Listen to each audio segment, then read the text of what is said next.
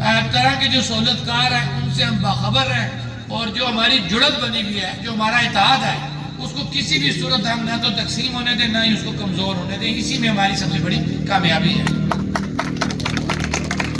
آج جو ہم یہاں پہ آئے جتنے بھی ممبران، وہ بیسیکلی جو اسپیسیفک جو ہمارا یہاں پہ آنا تھا وہ ذیلی کنبہ جات کا ایشو تھا۔ اس سے پہلے یہاں پہ بات کی گئی کہ آپ نے چارٹر آف ڈیمانڈ میں اس کو نہیں رکھا، تو میں تھوڑا تفصیلاً ایک بات کروں گا، اس بات کو سمجھیں۔ ہمارے چارٹر آف ڈیمانڈ کے اندر ایک ہمارا جو پوائنٹ ہے وہ ہائی کورٹ کا فیصلہ 2019 ہے۔ وہ ہائی کورٹ کا فیصلہ 2019 ہے کیا، جس کو ہمارے کور کمیٹی کے ممبر ہیں راجہ امجد علی خان، انہوں نے وہ کیس لڑا، اور 3-4 سال کے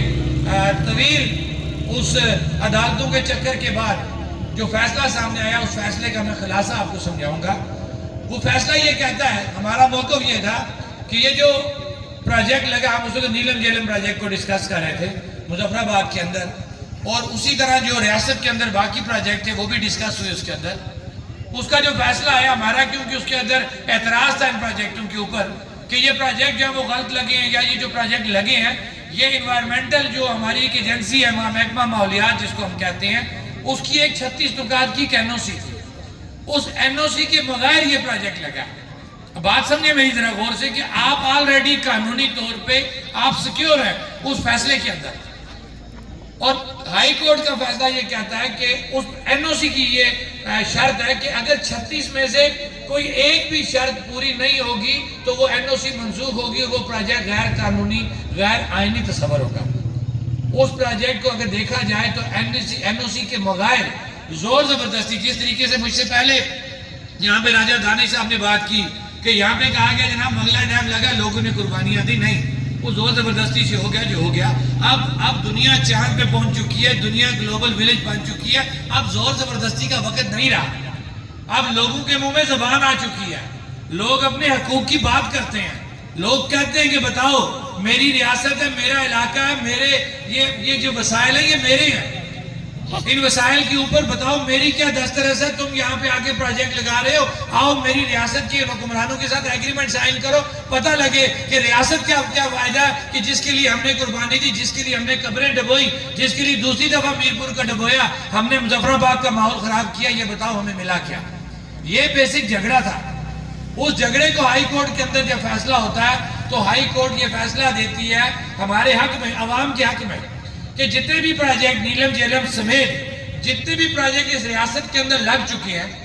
ان کے جو ایگریمنٹ ہے وہ ریاستی حکومت کے ساتھ کیے جائیں، اور جتنے بھی ان سے متعلقہ ایشو ہیں، کیونکہ ہمارا یہ موقف تھا کہ لوگوں کے ایشوز اسی طرح ان اٹینڈڈ ہیں اور آپ نے زور زبردستی سے پروجیکٹ لگا دیے۔ ہائی کورٹ نے یہ فیصلہ دیا کہ جتنے بھی ان اٹینڈڈ ایشوز ہیں وہ تمام آپ کو سیٹل کرنے پڑیں گے۔ اب ہوا کیا کہ یہ فیصلہ ہو گیا، اور ہر فیصلے کو چیلنج کرنے کا ایک ٹائم ہوتا ہے، جب اس ٹائم پہ وہ فیصلہ چیلنج نہ کیا جائے تو وہ قانون بن جاتا ہے۔ اب وہ جو فیصلہ ہے وہ قانون بن چکا ہے، اور اس قانون کے مطابق جس ایشو کو ہم یہاں پہ ڈسکس کر رہے ہیں نیو سٹی کا، یہ اسی منگلا پروجیکٹ کے متاثرین ہے یا نہیں ہے؟ وعدے وعید کیے گئے تھے یا نہیں کیے گئے تھے، جن کا رونا ہم رو رہے ہیں؟ اب وہ قانونی طور پہ پابند ہو چکی آزاد حکومت ہائی کورٹ کے فیصلے کے مطابق کہ جتنے بھی متعلقہ ایشوز ہیں، منگلا اپریزنگ یا اس سے پیچھے یا نیلم جیلم پروجیکٹ یا ریاست کے اندر جتنے بھی ہائیڈل پروجیکٹ لگے ہیں، ان لوگوں کو سیٹل کرنا اس حکومت کی ذمہ داری بن چکی ہے قانونی طور پر۔ اس لیے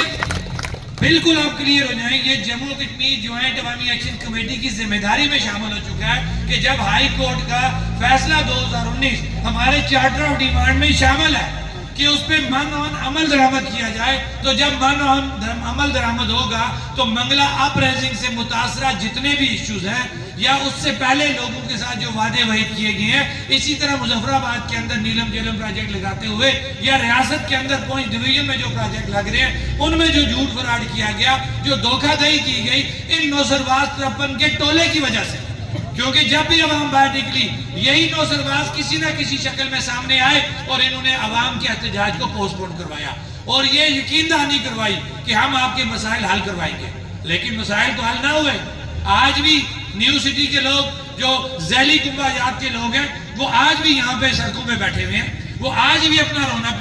پیٹ رہے ہیں. آپ اگر اس وقت یہ مسئلہ حل کر دیتے تو ہو سکتا ہے کم آپ کو بار پڑتا, لیکن آج آپ کو تمام لوگوں کو اکاموڈیٹ کرنا پڑے گا. ایک شخص جو اس کے بچے تھے آج بے شک انہوں نے آگے, اس وقت نوجوان تھے, آج شادی ہو چکی ہے, ایک کنبے کی شکل میں آگے ہیں, تو یہ قانونی طور پہ رائٹ بنتا ہے کہ آپ کو تمام لوگوں کو اکاموڈیٹ کرنا پڑے گا. اور ہم آپ کو یہ یقین دہانی کرواتے ہیں کہ کسی بھی صورت آپ نہ بھی گئے تو جو قانونی پوائنٹ میں نے آپ کو بتا دیا ہے کہ ہائی کورٹ کا فیصلہ 2019 آپ کو پوری پروٹیکشن دیتا ہے کہ یہ پابند ہے, یہ ریاست کا جو مشینری ہے یہ پابند ہے کہ آپ لوگوں کے مسئلے کو سیٹل کرے. لہٰذا یہ آپ اس میں پریشانی نہ رکھیں. ہاں, آپ کا کام کیا بنتا ہے کہ عوام کو جوڑ کے رکھیں, لوگوں میں تقسیم مت ہونے دیں. چھوٹی موٹی چیزیں ہر گھر میں لگی رہتی ہیں, برتن بھی آپس میں ٹکرتے ہیں, لیکن اس کا یہ مطلب نہیں ہوتا کہ گھر کو توڑ دیا جائے, تقسیم کر دی جائے. جو ایشوز ہوتے ہیں ان کو سیٹل کیا جاتا ہے. تو ہمارے بھی چیزیں لگی رہتی ہیں, اور انشاءاللہ کیونکہ یہ چیزیں لگتی ہیں اور سیٹل ہو جاتی ہیں. سیٹل کیوں ہوتی ہیں کہ کسی بھی کور ممبر کا,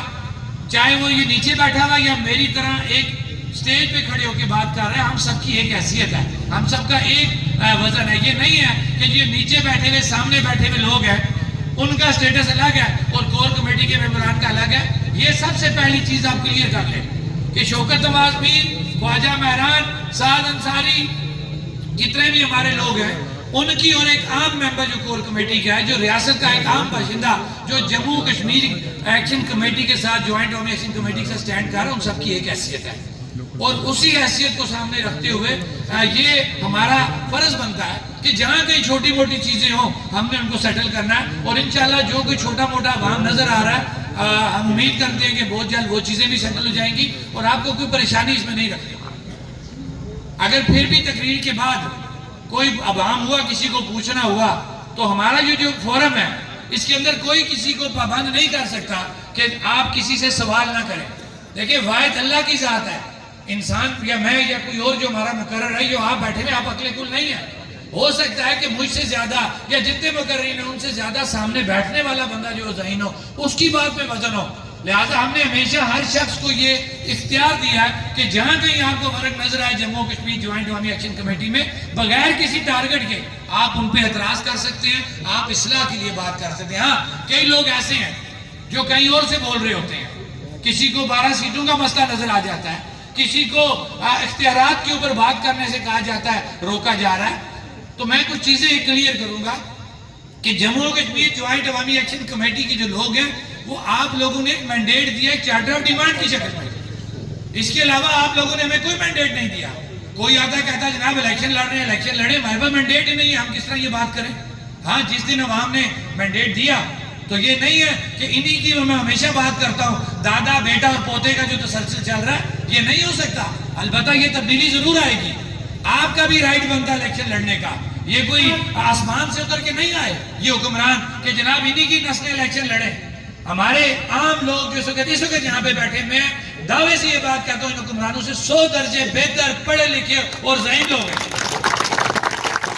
وجہ کیا ہے کہ ہم اس تسلسل جو ایک ہمارے اوپر تسلسل سے ایک سیاسی نظام چل رہا ہے, ہم اس کو توڑنا نہیں چاہتے.